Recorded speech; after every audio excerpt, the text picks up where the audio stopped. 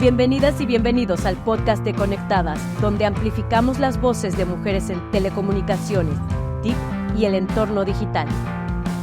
Únete a nosotras y exploremos nuestro decálogo para una transformación digital con perspectiva de género, mientras profundizamos en conversaciones cruciales sobre igualdad de género, inclusión digital y liderazgo en tecnología, de la mano de diferentes expertas y profesionales que comparten sus conocimientos, experiencias y visiones para un futuro digital más inclusivo y equitativo.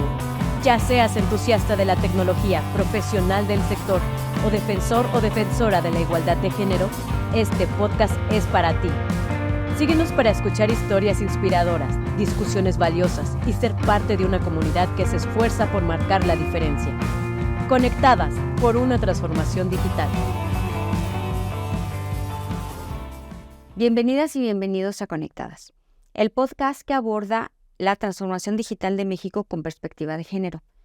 En cada episodio ahondamos en uno de los 10 ejes fundamentales para una sociedad digital igualitaria para mujeres y hombres en nuestro país. En este capítulo exploraremos cómo la institucionalidad y los criterios de medio ambiente, sociedad y gobernanza influyen en la competitividad, innovación y crecimiento sostenible del ecosistema digital en México. Además, analizaremos los desafíos específicos que enfrentan las empresas para integrar estas prácticas y las medidas concretas que pueden tomar para promover la igualdad de género y un desarrollo más inclusivo. Para platicar este tema contamos con la participación de Ana de Saracho, de su servidora Crisi Motis, y la aportación especial de Sofía Pérez Gaspe.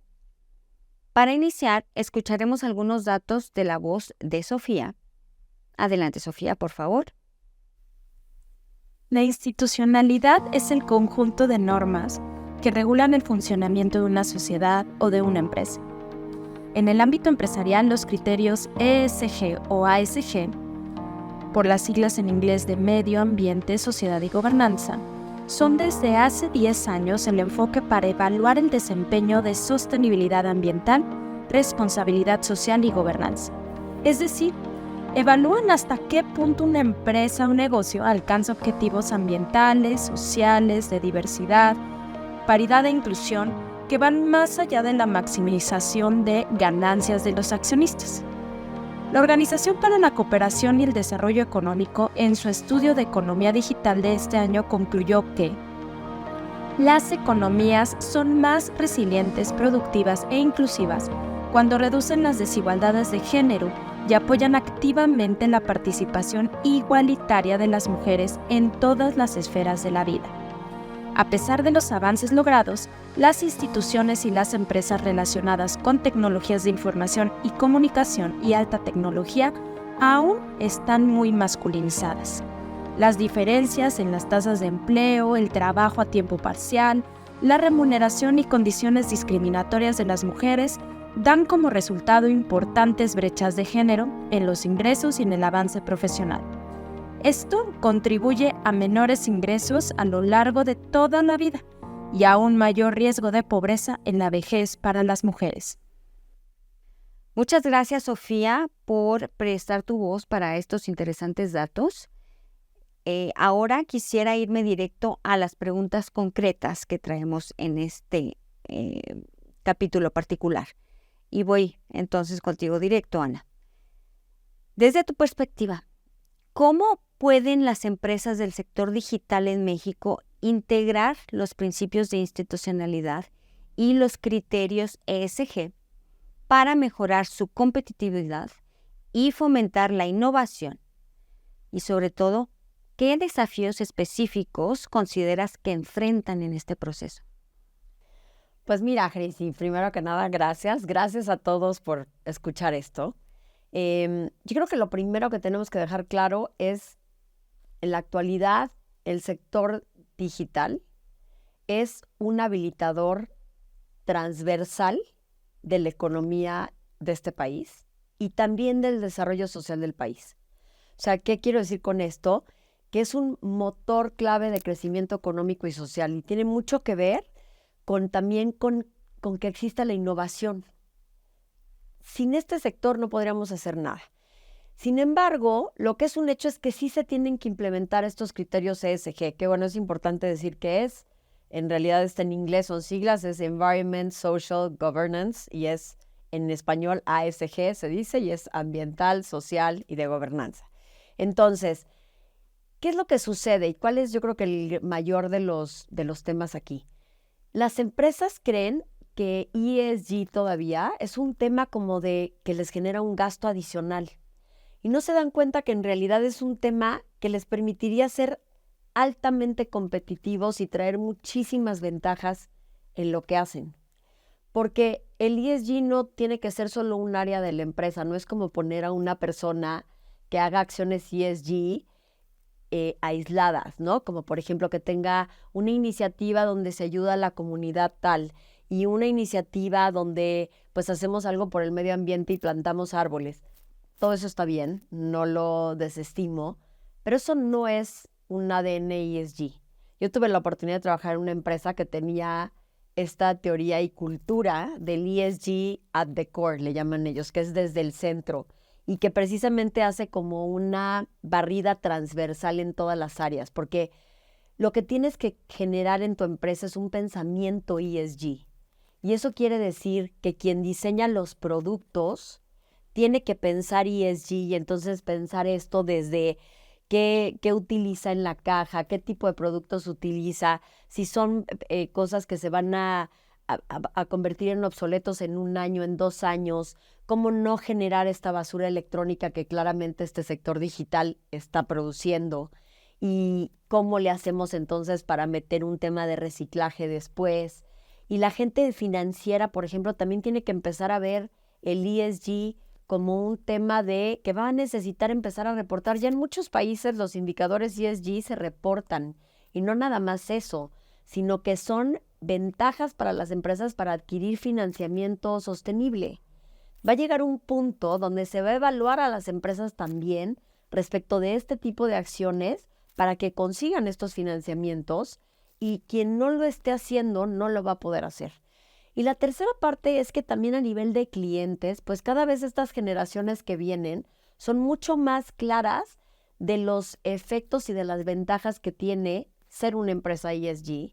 Y por supuesto que empezarán a buscar que sus proveedores de servicios y en general estas empresas tengan y comulguen con lo que requerimos de conciencia, porque al final estamos luchando todos y debemos de luchar para evitar que haya un calentamiento global mayor a 1.5 grados centígrados para el 2050.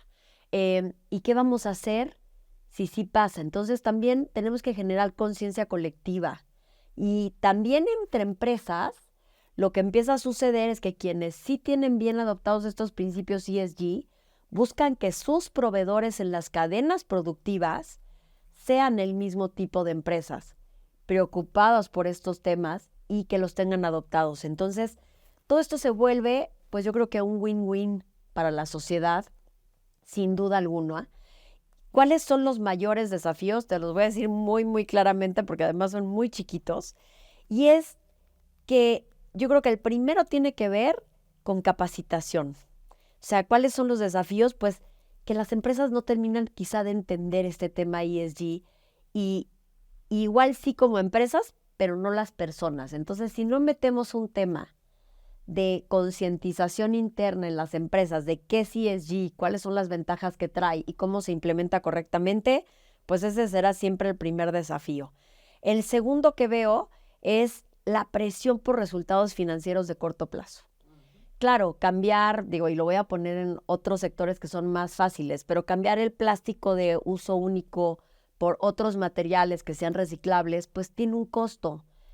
Y ellos lo que quieren son eficiencias de muy corto plazo porque también tienen que reportar reportes financieros y pues estos no se pueden ver mermados. Y como no tienen estrategias ESG de largo plazo, pues prefieren estar cumple y eso evita que las accionen. Creo que ese es un punto bien relevante. Y otro, por ejemplo, tiene que ver pues con la complejidad de estas mediciones y de los reportes, ¿no? Hoy en día, sobre todo en México, que no hay una regulación en este sentido, pues hay empresas que se están autorregulando y que tienen adoptados criterios ESG y evidentemente pues miden sus propias emisiones de CO2, tienen claro el nivel de reciclaje que manejan, si están o no en un tema de economía circular. Pero ¿contra qué se comparan? En realidad no existe un reporte o una medición exacta de cómo se debe de hacer y por tanto pues los KPI son muy de casa, ¿no? Y eso creo que también tiene un tema. Y por supuesto también pues falta regulación, ¿no? Falta regulación y estándares claros en la industria. Hay muchas iniciativas y ya se están realizando legislaciones, por ejemplo, de economía circular, de desechos y desperdicios. O sea, en general empezamos a ver acciones, pero todavía son como muy contadas, algunas además con atmósfera estatal. Entonces, pues en la medida en que unas cosas son federales, otras estatales, los costos que traen para las empresas y para las industrias cumplir, pues se vuelve muy complejo. Entonces, yo lo que te diría es, pues esto va a requerir, primero, entrarle a la cultura, 2, encontrar una manera buena de implementación que de veras impacte en todas las áreas de las empresas, que genere rentabilidad, innovación, que genere confianza en estas empresas por parte de sus clientes y luego, bueno, pues entrarle a estos riesgos uno a uno, no riesgos, perdón, estos desafíos. Para que al final logremos llegar ahí, a ese lugar. De acuerdo, clarísimo. Mencionaste 4 desafíos muy interesantes desde tu perspectiva, tu experiencia en el sector privado. Yo más adelantito quiero ahondar en 2 de ellos. Pero antes de pasar a la siguiente pregunta, quisiera también agregar un poquitito a toda tu excelente explicación sobre lo que es el ESG. Un poquito, yo quisiera darles una definición un poquito más académica para quienes no estábamos tan familiarizadas con el tema. Pero sencilla, académica sencilla. Miren, les puedo resumir. Los criterios ESG nacieron hace 10 años por propuesta de la UNESCO. Desde entonces se adoptaron y como bien nos dijo Ana, en algunos países ya están obligadas las empresas a reportarlos porque con ellas se les califica. En México todavía no. ¿Cómo se usan estos reportes?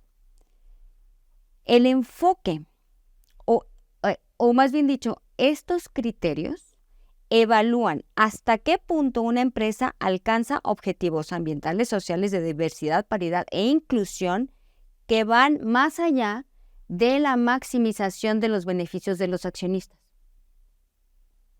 Esa es una definición un poquito más técnica, pero más clara para quienes no estábamos tan familiarizados con el tema. Ahora sí me voy, Ana, con la segunda pregunta, y es, en concreto, ¿qué medidas pueden tomar las empresas del ecosistema digital mexicano para asegurar un crecimiento sostenible que también promueva la igualdad de género?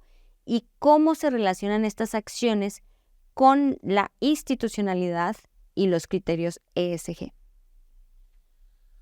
A ver, yo creo que aquí, es como haber hecho un zoom del ESG en esta parte que hablabas de diversidad e inclusión, ¿no? Que sin duda es uno de los grandes temas que están ahí metidos. Y a mí me gustaría, lo primero, dejar claro que esto se tiene que dejar de ver como un tema que beneficia a las mujeres. Tener una empresa que implementa políticas de diversidad e inclusión es para que nos vaya bien a todos, a la empresa, a los hombres, a las mujeres y a todo el ecosistema en general. Esta es como la primera fórmula, porque además justamente lo que lograremos son empresas mucho más sostenibles en el tiempo con esta perspectiva diversa que sin duda resulta en rentabilidad mayor. O sea, está documentado por McKinsey que puede haber rentabilidad hasta del 30% adicional una vez que una empresa decide y se toma en serio ir por la diversidad y la inclusión.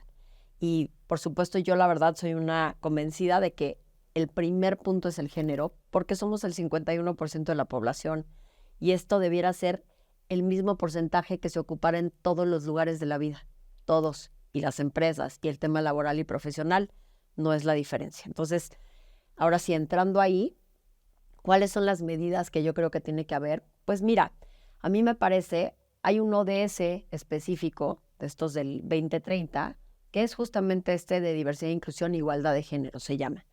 Y mide 5 ejes muy específicos, y yo creo que son realmente pues los 5 grandes retos que están establecidos ahí. El primero es la brecha salarial. En la medida en que las empresas no pongan políticas y no arreglen sus temas de brecha salarial, esto va a seguir siendo un tema. Y el problema es que lo perpetúan. Una cosa es probablemente que no puedan arreglar lo que hay hacia el pasado, porque sí es cierto que durante mucho tiempo los hombres fueron mucho mejores negociadores que las mujeres con el síndrome del impostor que siempre nos ha caracterizado. Pues yo siempre digo que es muy curioso porque decimos gracias por la oportunidad y el hombre dice, ¿cuánto me vas a pagar? Esa es un poco la diferencia del criterio. Entonces, pues en eso se dieron muchas brechas salariales, aún en puestos donde se realizan exactamente las mismas funciones y con el mismo nivel de responsabilidad. Y eso cuesta arreglarlo, sin duda. Pero lo que es un hecho es que por lo menos hacia adelante, si tú estableces políticas claras de asignación de salarios, de promociones, del resto de las prestaciones y además tienes, digamos, estas bandas salariales y estos niveles perfectamente bien documentados, pues la vas evitando. Entonces, las empresas tendrían que entrarle a este tema sí o sí. Y creo que es el más delicado, Grisi, porque además, cuando le preguntas a una empresa cómo está su brecha salarial, todo el mundo te dice que no existe, que en sus empresas no tienen brecha salarial. Pero en realidad, pocas hacen un reporte claro del porcentaje de brecha salarial que hay para que se convierta en el KPI a medir, porque otra vez, lo que no se mide no se puede cambiar. Y entonces lo que necesitaríamos es transparencia de las empresas en esto y que fuera realmente un diagnóstico con ganas de arreglarlo. El segundo eje tiene que ver con hacer que exista la participación de las mujeres en la economía, ¿no? Y esto es que siempre se hagan acciones que inviten a la participación de mujeres. ¿Cómo se hace esto? Pues de entrada tienes que identificar a estas mujeres que tienen roles pues de talento, digamos de la cantera, como un poco hablando del fútbol, ¿no? ¿Quién es tu cantera? ¿Quiénes son estas mujeres que son las que tienen posibilidad de subir a puestos de decisión en tu empresa? Puede que hoy no las tengas, pero hay que generarlas, hay que crecerlas, hay que desarrollarlas. Y dentro de esta práctica se requiere que esas mujeres se les ponga foco y se les dé la mentoría necesaria, tengan capacidad sobre el liderazgo, o sea, tengan todo lo que requieran a su alcance para lograr eso. Y por supuesto también están las políticas sobre cómo acceder a un ascenso, sobre cómo reclutar, siempre tratar de que haya una terna que incluya mujeres expertas en conectadas. Hemos dicho mucho hashtag, sí hay expertas, justamente por esta parte donde las mujeres no se candidatean solas. Es raro ver mujeres que van a levantar la mano, pero ¿qué crees, Grisi? Sí las hay. Y hay mujeres capaces de tener esos roles. Entonces creo que es importante que sean las propias empresas quienes estén preparando ese ambiente y generando las políticas para lograrlo. El tercero, y que creo que es uno de los más difíciles también, tiene que ver con la violencia de género. Y no me estoy refiriendo, porque aquí también cuando hablas de violencia de género en las empresas se da como si hubiera acoso sexual. Y por supuesto que existe. Y acoso sexual y acoso laboral, pero no necesariamente tenemos que ir a estas cosas tan profundas, ¿eh? La violencia de género también se refiere a los sesgos implícitos y a estos micromachismos que se dan simplemente por los estereotipos que cultural y socialmente tenemos en el país todos los días en las oficinas. Tú no sabes la cantidad de mujeres con las que yo platico y que a la fecha me siguen diciendo, Ana, soy coordinadora de un proyecto y cuando cito a la reunión a los jefes para informarles de este proyecto, invariablemente después de mi exposición, las preguntas las refieren a mi jefe. Y lo que no se dan cuenta es que es un nivel de violencia, pues invisibilizar a la mujer que está trabajando para sacar adelante el proyecto. A eso me refiero con estas conductas de microviolencia y a veces ni siquiera intencionada, porque lo que además en mi experiencia he visto es que estos hombres no es que tengan esta parte de no, voy a hacerle daño, voy a decirle que con ella no voy a hablar. No, es que así han funcionado por años en el sistema que hoy tenemos. Un rezago Entonces, cultural inconsciente, si me permites interrumpir para exactamente. complementar. Pero fíjate, el otro día decíamos, ¿cuántos dichos existen?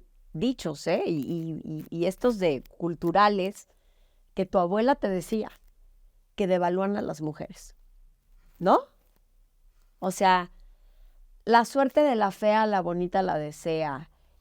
Mujer al volante, peligro constante. Eso es una devaluación de las habilidades de las mujeres, ¿eh?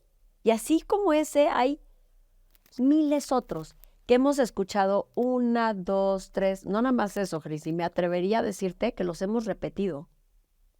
O sea que hasta las mujeres terminamos de una u otra manera adquiriendo estos sesgos implícitos. Entonces, ¿a qué quiero ir con esto? Pues que uno de los mayores focos que deben de tener las empresas en políticas y en acciones tiene que ver con concientizar, porque los sesgos son implícitos y son inconscientes. Cuando tú los llevas a nivel consciente, los erradicas. Porque entonces las personas se dan cuenta que ya no los pueden hacer. O los escuchan y dicen, ok, creo que acabo de tener una conducta que no es amable con alguien, ¿me entiendes? Entonces es muy importante que haya estas acciones. Estas decisiones por parte de las empresas. A ver, Ana, claros los criterios que deben adoptar, no tan claro el cómo. ¿Tú ves viable? A ver, porque las empresas a veces son como los niños. A los niños hay que enseñarles y a veces imponerles las reglas de la casa para que las respeten. A las empresas a veces también hay que imponerles obligaciones para que las respeten. ¿Ves viable que si en caso de que a las empresas les esté faltando el incentivo económico de no ver la ganancia en el corto plazo de implementar este tipo de medidas, que exista una regulación al respecto, que haya un instituto, en el caso de la industria digital, el Instituto Federal de Telecomunicaciones probablemente, imponga una regulación sobre ESG con publicación de resultados, evidentemente, de otra manera no funciona? Mira, yo lo veo muy difícil. O sea, a ver, cuando hablamos de género, hay que hacer esa diferencia. Si te estás refiriendo a ESG en general, es que ESG son demasiadas competencias y algunas no son del IFT. Entonces, porque estás hablando de temas ambientales que claramente no le corresponden, porque estás hablando de temas sociales que probablemente tampoco le corresponden. Entonces, yo no veo al IFT en este caso como un regulador de ESG. Tienes que ir como por temas. Volviendo al tema de género, un poco para hacer esa diferencia, yo te voy a decir que he visto, mientras más obligas el tema de género, menores respuestas encuentras. Te voy a poner el ejemplo clarísimo. Hay empresas que en algún momento tomaron la decisión de poner cuotas en sus contrataciones. Cuotas directas, cuotas de este puesto es para una mujer, ¿no?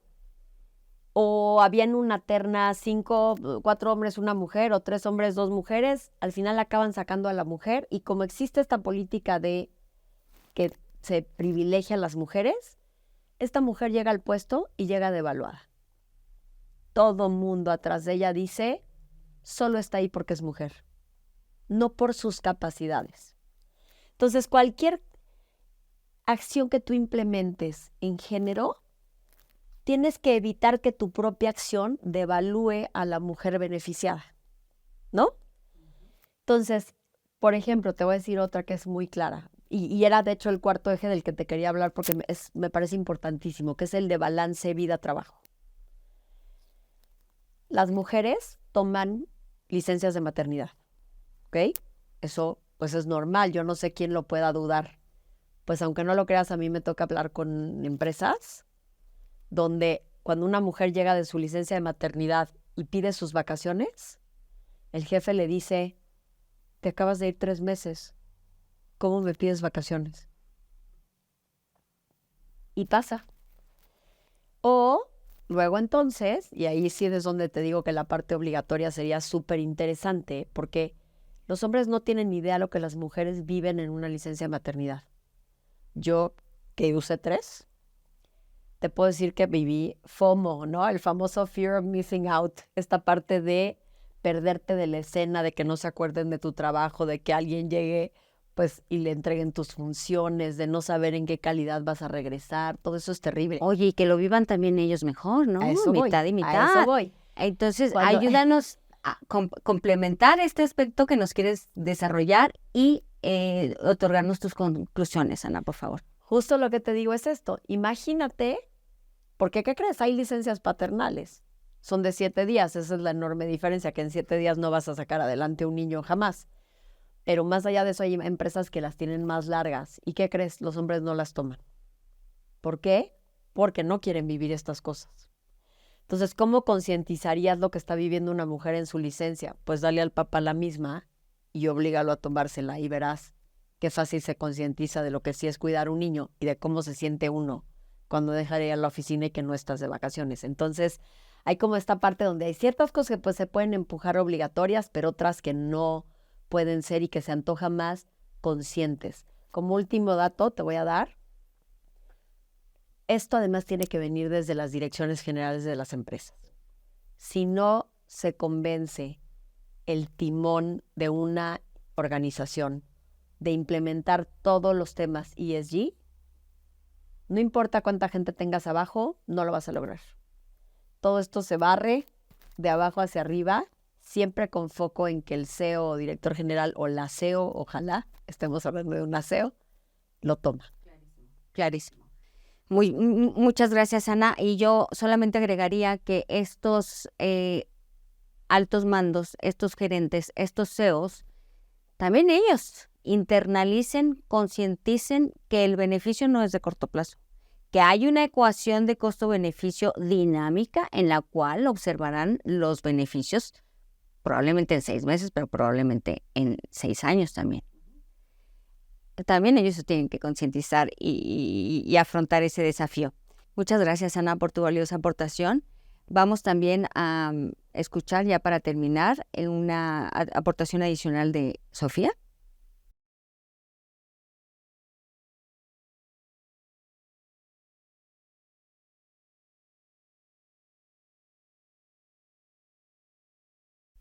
Dentro del sector de tecnologías de información, lo que creemos es que cualquier acción que lleve a implementar o a reportar acciones de ESG o ASG dentro de las compañías tiene que primero poner al centro las personas que están dentro de las compañías. Es decir, cómo trabajan las personas, cómo se sienten y, por supuesto, de ahí cómo pueden aportar hacia su comunidad interna, que son las empresas, y luego hacia su comunidad externa, desde los proveedores hasta lo que sucede fuera de las oficinas, cómo están la gente que también participa en la interacción de la compañía. Creemos desde Amity que la sostenibilidad y, por supuesto, los criterios de ESG tiene que ser, sí, una estrategia, pero también una guía para que cada una de las empresas pueda entonces implementar acciones puntuales para que realmente las empresas puedan tener una carretera donde poder caminar, porque muchas veces queremos hacer implementación de acciones que solamente impactan a la comunidad externa sin darnos cuenta cómo está nuestra comunidad, cómo está la gente que está dentro de nuestra compañía. Y después queremos venderles a las personas que están dentro de las compañías que tienen que implementar dentro de sus departamentos o de sus proyectos criterios que por supuesto impactan a la comunidad. Entonces, creemos que así debe de suceder. Por supuesto, hemos visto desde Amity estrategias muy puntuales que las compañías de tecnología de información han podido implementar. Lo primero, y justamente desde Amity sumamos esfuerzos en eso, es en el tema de empleabilidad. ¿Cómo podemos nosotros seguir impactando a la gente que va a estar dentro de nuestra compañía, pero también a las personas que van a ingresar o las que ya se fueron? Entonces, desde capacitación, por supuesto, desde estrategias de desarrollo humano, pero también nosotros y sobre todo en el sector, implementar estrategias de capacitación de competencias especializadas. Entonces, por ejemplo, desde Amity sumamos muchas de las estrategias que traen las empresas y creamos un proyecto que se llama Abriendo Puertas, que es ya del sector completamente y se capacita a mujeres y hombres jóvenes de carreras truncas y de escasos recursos. Entonces, con eso vamos avanzando, por supuesto, en impactar a la comunidad a nuestras empresas, y también desde Amity nos comprometemos a emplear el 80% de las personas que están tomando esta capacitación ya. Dentro de otras acciones puntuales que hemos visto de las compañías, por supuesto, el trabajo con las comunidades, ¿no? La capacitación, los cursos gratuitos, cómo poder darle a la comunidad que, aunque no vayan a trabajar en el sector de tecnologías de información, cuentan con habilidades que pueden ayudarles a desarrollar cualquier función que hacen. En tus habilidades digitales, implementación de prácticas, ¿no? Dentro de las escuelas, con las niñas y niños, con los cuidadores, con las cuidadoras, por supuesto, de estas niñas y niños, para que también tengan estas habilidades.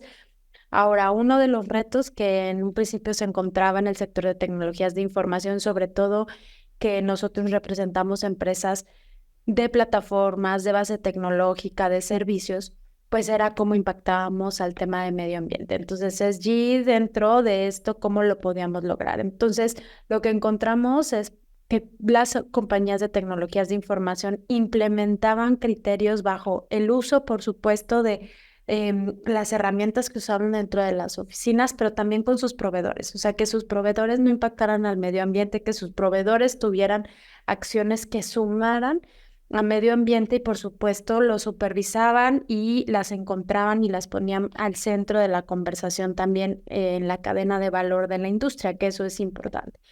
Entonces yo creo que con esto nos damos cuenta que, por supuesto, las empresas, tanto del sector de tecnología e información como bases digitales, pues crean, ¿no?, una estrategia de sostenibilidad sin impacto o disminuyendo el impacto para las comunidades, el ambiente, y por supuesto que puedan ir creciendo.